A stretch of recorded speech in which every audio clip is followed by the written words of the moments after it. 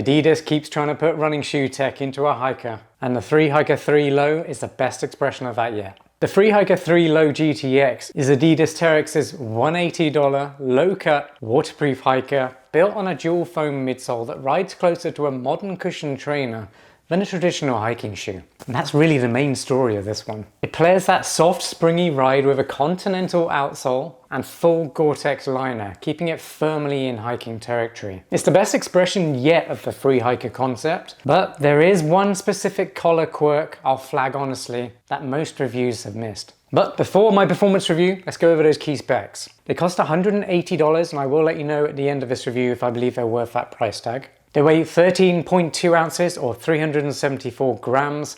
That's for a size US men's 9, my pair. They have a drop of 9mm with 42mm under the heel and 33mm under the forefoot. The upper uses a Ripstop textile and synthetic material with fused overlays, soft textile lining, external heel support, and an EVA stability frame. The midsole uses dual foam Dreamstrike Plus paired with Hyperboost, with a natural rocker geometry and molded sockliner. The outsole has Continental rubber compound with 4 to 5mm lugs in a chevron pattern and a flared heel contact area, which helps smooth out transitions from heel landing to toe takeoff. When it comes to sizing and fit, the Free Hiker 3 GTX Low does fit true to size in US sizing. Go with your usual size and you should be happy with that. There's a little bit of extra room in there baked in, which is what you want for a hiking shoe because your feet probably will expand over long hikes or long periods on the trails. The toe box has a nice bit of room, so that does allow for toe splay. Very useful and important if you do go on technical terrain. That just helps you stabilize as you're moving over that terrain, but also helps you get more power when going up steep inclines. And it helps with airflow having a little bit of room in there. And if your feet do expand, you've got the room there. The Free Hiker 3 does have really good heel lock and a nice midfoot lockdown as well. So it has really nice efficiency on long hikes. I've actually been using this as a lifestyle shoe as well. I like how it looks. It's got a nice bit of hiker flair, which I can bring into my lifestyle hikes and dog walks and going to the shops, all that kind of stuff. I just like the look of this thing. The fact it's really stable and comfortable as well just makes it really easy to use all day. But there are a couple of fit quirks which I'm going to go over in my performance review. That's really going to decide if it's going to be for most people, because generally if this fits well for you, it's really hard to go wrong with. It's a fantastic hiking shoe. Not much else out there that can beat it right now, but you got to get the fit right. So stay tuned. If you're enjoying this review so far, please give the video a like, and if you see that hype button down there, make sure you tap it. That really helps me and my channel out, so I really appreciate that. And if you've had experience in the Free Hiker 3 GTX Low, I really want to get your thoughts. Have you been enjoying it? Do you hate it? Either way, please put those thoughts in the comments. It's going to help me understand how you've been using them, but also anyone who comes to this video looking to decide whether it's going to be their next hiking shoe or not, it's going to help them out as well. So we'll really appreciate it. Thank you. And if you haven't already, make sure you subscribe to the channel for more hiking roundups and shoe reviews just like this one. And be sure to hit that notification bell. That'll let you know as soon as new videos drop. Okay, let's get straight into my performance review. I'm going to start by talking about the ride. That really is the headline feature of the Free Hiker 3 GTX Low hiking shoe.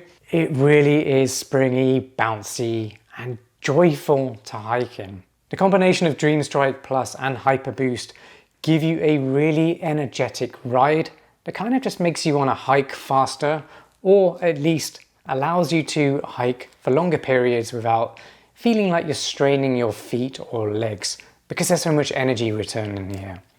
And it's well balanced enough, and you've got the dual density, so you've got a frame of EVA which helps with stability of the shoe as well.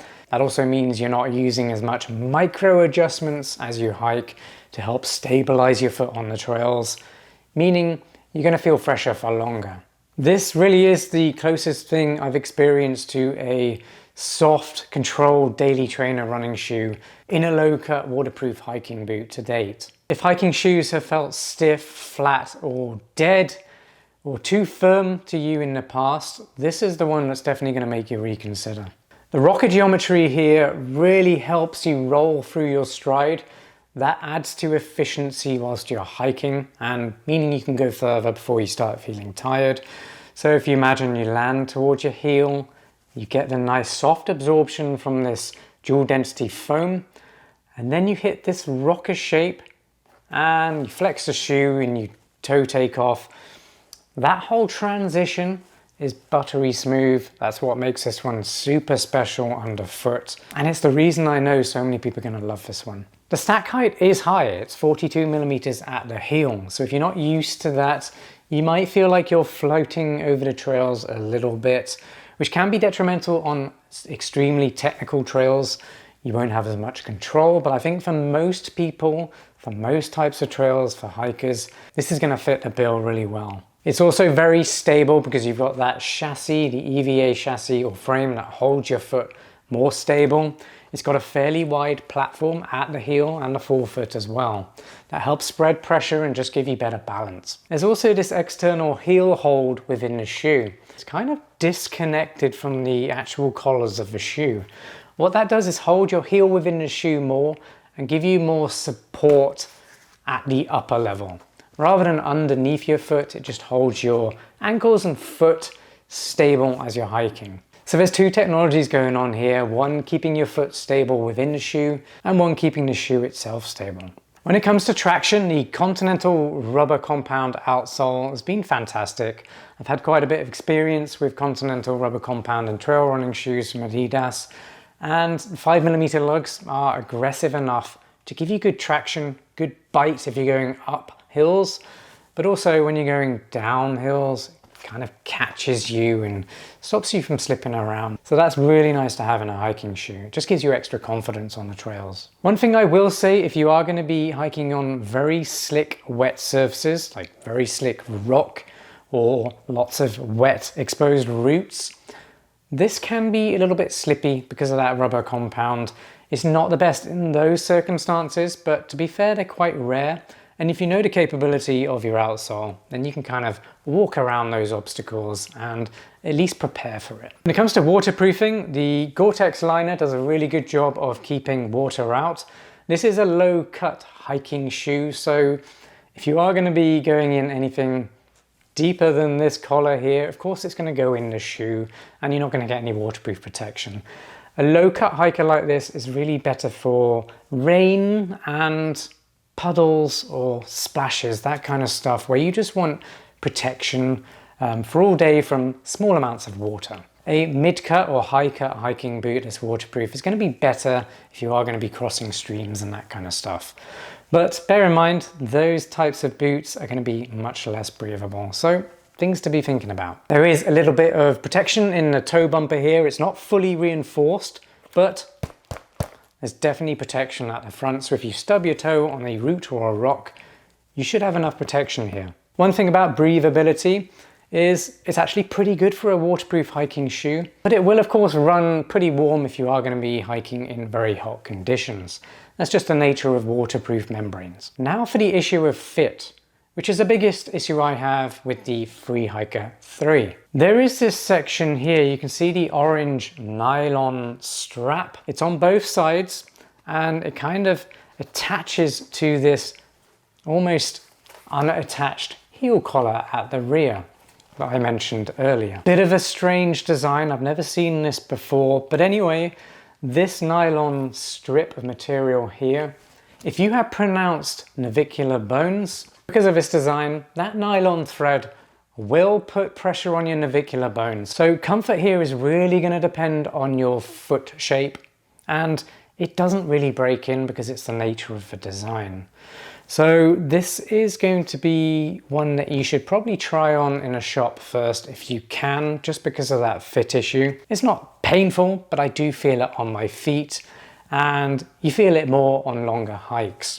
So it's just whether or not you want to put up with that, but I would highly recommend trying them on first, just to make sure. And thick hiking socks do of course make it less noticeable. I also have to mention, if you are going to be just slipping these shoes on, this internal detached collar system at the rear can fold in on itself a little bit. So You just have to take a little bit of extra care to get these shoes on, but once they're on, it's super comfortable and you do get a really nice heel lock and support there. And when it comes to durability, this one's holding up really, really well. From the outsole to the upper, I'm hardly seeing any wear, and I've used this one a lot. If you're wondering where the 3Hiker 3 GTX Low features on my best hiking shoes roundup, follow that link up there. If you are shopping around, you're going to find all the best hiking shoes available right now. And I've ranked them for what they're best at and who they're going to suit best as well. So I highly recommend looking at that list if you are shopping around, and you'll see where this one's placed. So is the Terrex 3Hiker 3 GTX Low worth $180? 100%, if this one fits you well, you're not going to be able to get a better hiking shoe for that price point right now. It's just not possible. This midsole brings so much energy to your hikes, protection and stability. And it's a waterproof hiking shoe with pretty good breathability. Those two things don't often come hand in hand. It's very comfortable too if that fit fits you, and you get a really nice lockdown at the midfoot and the heel. Exactly what you need for the trails. So yes, if you've got any questions at all about this one, maybe I forgot to cover something, I am human, just drop your question in the comments down below and I'll get back to you. I reply to everyone. If you enjoyed this review, please give the video a like, and if you see that hype button, please tap that as well. And of course, if you haven't already, subscribe to the channel, hit that notification bell, and I'll see you on the next gear review. Peace.